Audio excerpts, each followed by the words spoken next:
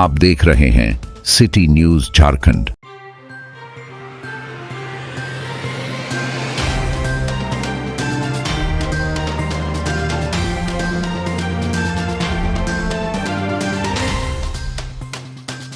चंदवा के ग्लिटर त्रिवेणी public school में robotic lab का उद्घाटन किया गया। रोबोटिक लैब का उद्घाटन पत्रकार सह समाज सेवी राजेश चंद्र पांडे तथा विद्यालय के अध्यक्ष प्रवीण सिंह ने संयुक्त रूप से फीता काटकर किया। इस बाबत विद्यालय अध्यक्ष प्रवीण सिंह ने कहा कि रोबोटिक लैब बच्चों के पठन पाठन कार्य में काफी मददगार साबित होगा। विद्यालय प्रबंधन का यह प्रयास बहुत ही सराहनीय रहा। बच्चे जो अपने आंखों से देखते हैं वह जल्द सीखते हैं। इधर पत्रकार राजेश चंद्र पांडे ने कहा कि बच्चे देश का भविष्य हैं, उन्हें जितना मजबूत किया जाएगा उतना उनका देश मजबूत होगा।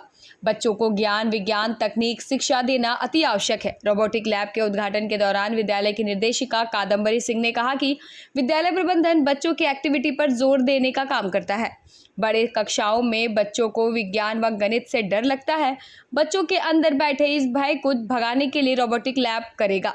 इधर विद्यालय के प्राचार्य हिमांशु सिंह ने कहा कि लातेहार जिले का यह पहला विद्यालय है जहां के बच्चे रोबोटिक लैब के माध्यम से राष्ट्रीय अंतर्राष्ट्रीय स्तर पर होने वाले प्रतियोगिता में भाग लेंगे।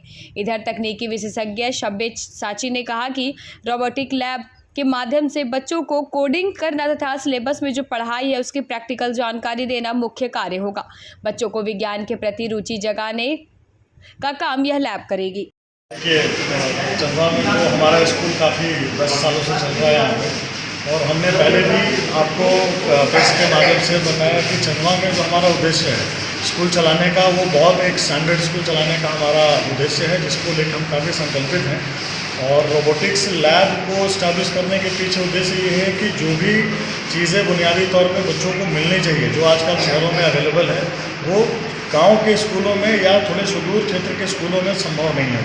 तो उस व्यवस्था को हम अपने स्कूल में ला रहे हैं। चंदवा शायद लातेहार जिले का एक पहला स्कूल होगा जिसमें रोबोटिक्स लैब हम इंस्टॉल कर रहे हैं या लगा रहे हैं। तो इससे यहाँ के बच्चों को काफ़ी फ़ायदा मिलेगा, क्योंकि एक स्टेट ऑफ आर्ट लर्निंग भी उनको मिल रहा है, और इसके थ्रू बच्चे अपने आप को उस स्तर पे देखेंगे कि वो राष्ट्रीय और अंतर्राष्ट्रीय स्तर के बच्चों के साथ जो है वो कंपटीशन कर सकते हैं। लैब का जो मेन उद्देश्य है कि बच्चों में जो साइंस के प्रति लगाव है उसको बरकरार रखना। कभी कभी क्या होता है, बच्चे सिलेबस ज़्यादा बढ़ने के कारण थोड़ा साइंस से मुंह मोड़ लेते हैं, टफ हो जाता है, मार्क्स कम आता है। तो ये लैब उनको जितने भी उनके डाउट्स हैं साइंस से रिलेटेड, जो क्लास में पढ़ाई हो रही है वही सारी चीज़ें उनको सिखाई जाएगी इस लैब में। ये नहीं कि कुछ एडिशनल उनको अलग से सीखना पड़ रहा है। जो पढ़ाई लिखाई सिलेबस में हो रहा है उसी से रिलेटेड प्रैक्टिकल जो नॉलेज है उनको इस लैब के ज़रिए त्रिवेणी पब्लिक स्कूल में मिलेगी। शिक्षा के क्षेत्र में यह वरदान है, इसको कैसे माना जाएगा? वरदान इसलिए है क्योंकि देखिए, जैसे जब कंप्यूटर नहीं था तब चीज़ें बहुत कठिन हुआ करती थी काम काज करने में। कंप्यूटर आने के बाद चीज़ें बहुत सुधर गई है, जल्दी काम होने लगा है। तो ये रोबोटिक्स लैब भी क्या होगा कि बच्चों का जितना डाउट अच्छे से क्लियर होगा बुनियादी लेवल में, छोटे क्लासेस में, उनको हायर स्टडीज़ के लिए उनको इसके लिए और ज़्यादा मेहनत नहीं करनी पड़ेगी, क्योंकि उनका बेस जो है तैयार हो चुका है स्कूल लेवल में। उनको जब हायर स्टडीज़ में अगर वो इंजीनियरिंग पढ़ रहे हैं या ग्रेजुएशन किसी चीज़ में कर रहे हैं, उन चीज़ों में उनको कोई दिक्कत नहीं। लैब में कौन कौन से इक्विपमेंट्स लगाया गया है जिसके माध्यम से बच्चों को कुछ नया बताया जा रहा है?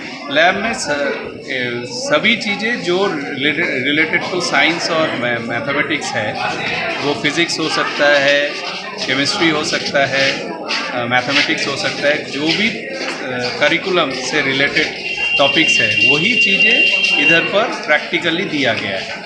वेरियस टाइप्स ऑफ मोटर्स दिया गया है, गियर्स दिए गए हैं, बैटरीज दिए गए हैं, बहुत सारे डिवाइसेस दिए गए हैं जिसके ज़रिए वो तरह तरह के काम कर सकते हैं सेंसर के ज़रिए। जैसे मान लीजिए उनको सैनिटाइज़र ऑटोमेटिक गिरेंगे, वो कर सकते हैं इधर पर। कोडिंग सीखने को मिलेगा बच्चे, जी। कोडिंग के ज़रिए हाँ। लोग अब तरह तरह के प्रोजेक्ट्स कर पाएंगे, ये सहूलियत मिलेगी।